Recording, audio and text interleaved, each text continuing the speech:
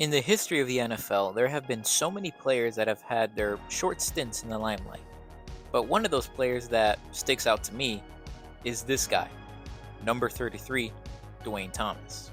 In 1970, the Dallas Cowboys starting running back Calvin Hill would get injured in Week 5. And with their first round pick for the 1970 season, they picked running back Duane Thomas, and he would come in, and for the rest of the season, he would rush for over 800 yards and would lead the NFL in yards per attempt with 5.3 yards per carry. Along with Craig Morton's passing attack, Duane would help the Dallas Cowboys reach their first ever Super Bowl after beating the 49ers in the NFC Championship game. And in Super Bowl V against the Baltimore Colts, Duane Thomas would score a touchdown, and the Cowboys, for most of the game, they would have a lead, but they would end up losing.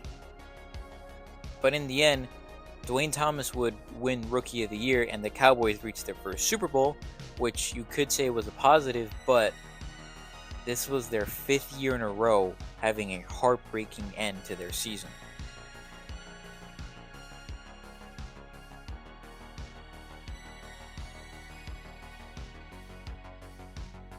So in 1971, they picked up where they left off, but for Duane Thomas, things were very, very different.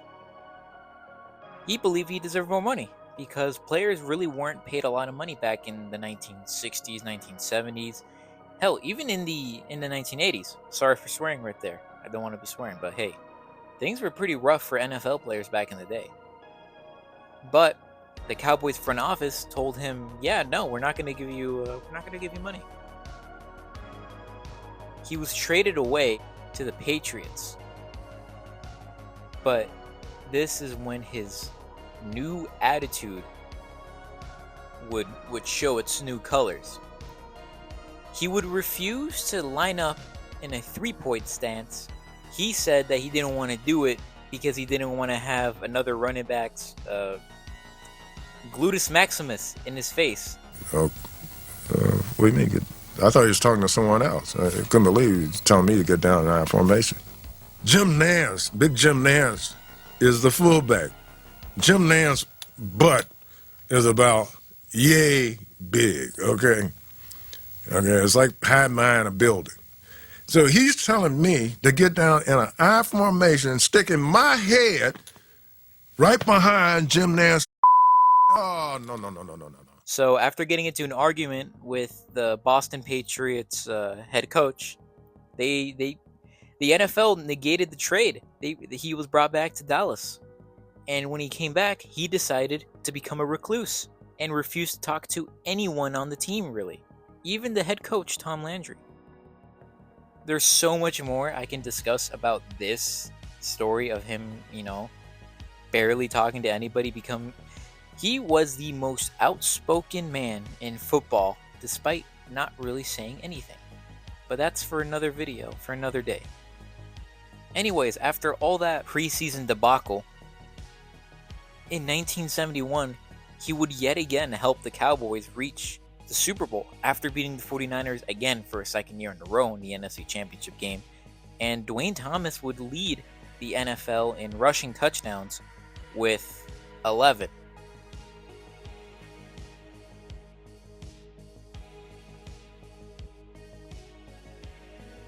And in Super Bowl VI against the Miami Dolphins, Duane Thomas would have over 100 yards worth of rushing and receiving, a touchdown, and Dallas would finally win their first ever Super Bowl after the Doomsday Defense completely shut down Bob Greasy and the Miami Dolphins. With a 23-3 win in Super Bowl VI, Duane Thomas was now a Super Bowl champion in just his second year. It seemed his troubled ways would be forgiven, but him and Tom Landry's relationship would go down the drain immediately following the Super Bowl, as the next training camp, Duane Thomas would miss a few practices, his attitude would get worse, and he was promptly traded to the San Diego Chargers. After 2 great seasons and being a vital part of 2 Super Bowl contending teams that reached the game, the big game, the Super Bowl. They literally made the Super Bowl with his help. He was gone. And Duane found himself in a new powder blue uniform, but with the same reclusive attitude. He never played a game in San Diego. And he actually was only present during one of those games where all he did was suit up. And you could say this is warming up, but I wouldn't really say that. And he would just sit by himself. Yeah, that's all the actual footage. There's a few photos. Soon after, he was traded again to the Washington Redskins for a first-round pick. Yes, this running back who didn't want to do anything, really, was traded away for a first-round pick. Want to know why? Because of this guy, George Allen. George Allen, he loved trading picks away like candy. I can make a whole 50-part video essay series about George Allen. And by the way, he's my favorite head coach of all time. But anyways, after doing nothing in all of 1972, Duane found himself here in Washington in 1973. And he didn't do anything. Yeah, he played sporadically throughout a few games, but he didn't start any. And yeah, there's nothing. I couldn't find any footage about this. Yet, his destructive attitude made George Allen, the ultimate miracle worker, when it came to getting veteran players, almost give up on him entirely. But things would turn around in 1974.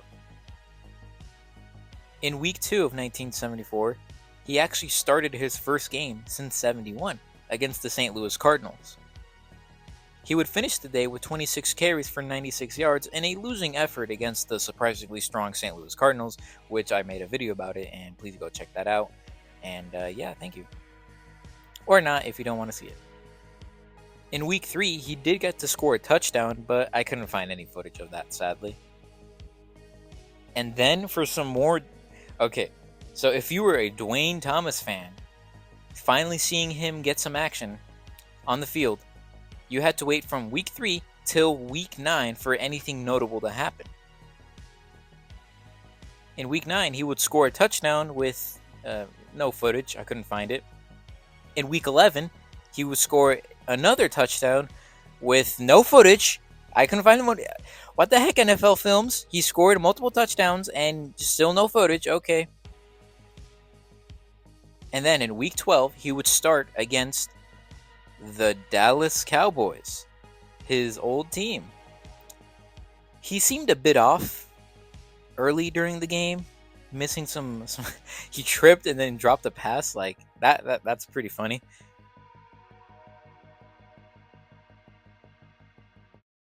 But he did lock in, and he scored 2 touchdowns against the Dallas Cowboys.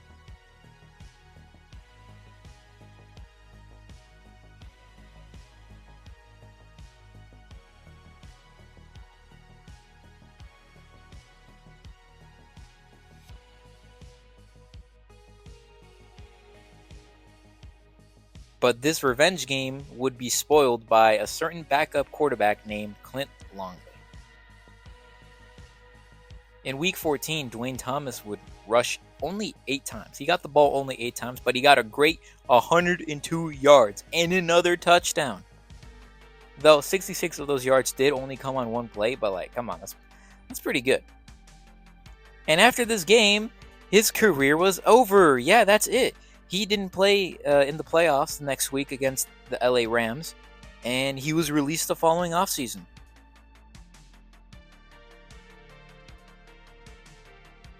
He showed that he still had potential, scoring 6 touchdowns in his last 5 games. But his attitude was a recipe for disaster, and that would mark the end of Duane Thomas. There's so much more I want to talk about.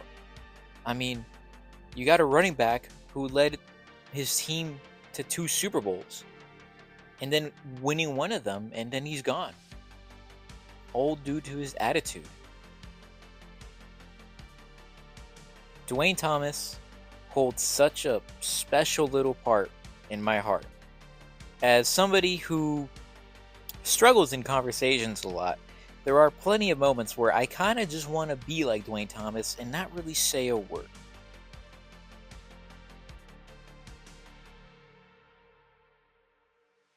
This wasn't the most informative video, but I think that's okay. I just really wanted to talk about this because Duane Thomas is one of my favorite players of all time. And if you think, okay, let's just say this.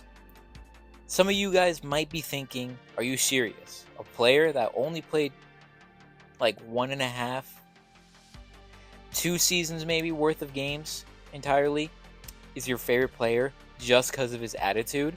Like, seriously, all that is the only reason why he's one of your favorites? All I would really respond with is, Evidently. have a good day, and please go outside.